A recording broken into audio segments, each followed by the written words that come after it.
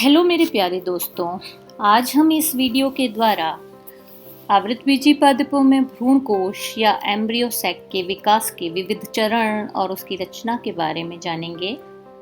दोस्तों, ये विषय सिर्फ 12वीं कक्षा की परीक्षाओं की दृष्टि से ही नहीं, बल्कि नीट के जैसे अन्य मेडिकल एंट्रेंस एग्जामिनेशंस जो आप आने वाले समय में देने की इच्छा रखते हैं, उनके लिए भी इस विषय को अच्छे से जानना बहुत जरूरी है।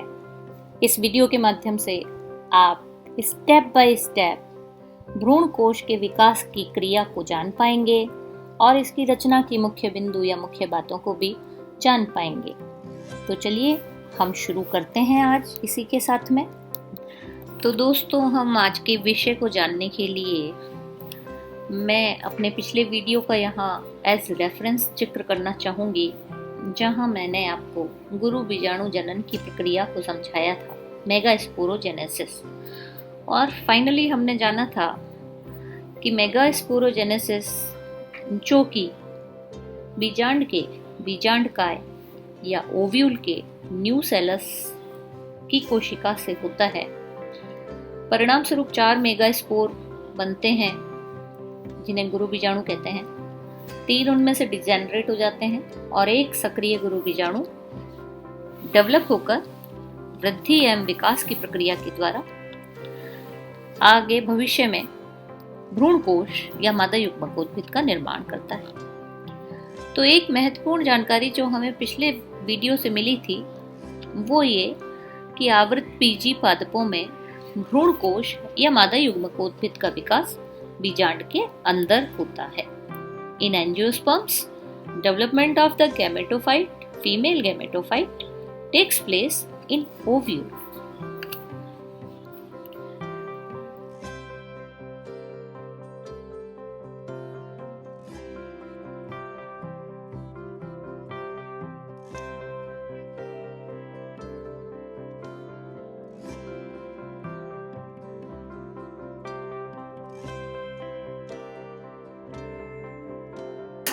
अगुणित सक्रिय गुरु बीजाणु भ्रूणकोश मात्र कोशिका या एम्ब्रियोसेक मदर सेल की तरह कार्य करता है, व्यवहार करता है।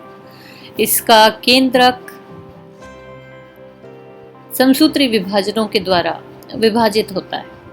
पहले विभाजन के परिणाम स्वरूप 2 पुत्री केंद्रक बनते हैं, जिनके मध्य में एक बड़ी रिक्तिका के निर्माण हो जाने के कारण ये इस कोशिका के दोनों विपरीत ध्रुवों पर चले जाते हैं। ध्रुवों पर स्थित इन दोनों पुत्री केंद्रकों में अगेन दूसरा और तीसरा समसूत्री विभाजन होता है, जिसके परिणाम स्वरूप प्रत्येक ध्रुव पर 4 पुत्री केंद्रक बन जाते हैं। इन 4 पुत्री केंद्रकों में से एक पुत्री केंद्रक केंद्र की ओर गमन करने लगता है, जिसे ध्रुवीय केंद्रक कहते हैं। ये ध्रुवीय केंद्रक मध्य में आकर द्वितीय केंद्रक का निर्माण करता है, जबकि ध्रुवों पर शेष रही केंद्रकों के चारों तरफ कोशिका भित्ति बन जाने के कारण से 3 कोशिकाओं के समूह ध्रुवों पर रह जाते हैं। इस प्रकार से बनी संरचना, जिसमें 3 कोशिकाओं के समूह 2 विपरीत ध्रुवों पर स्थित हैं और मध्य में दोनों ध्रुवों से प्रतिस्थापित होकर आए 2 केंद्रक ध्रुवीय केंद्रक हैं।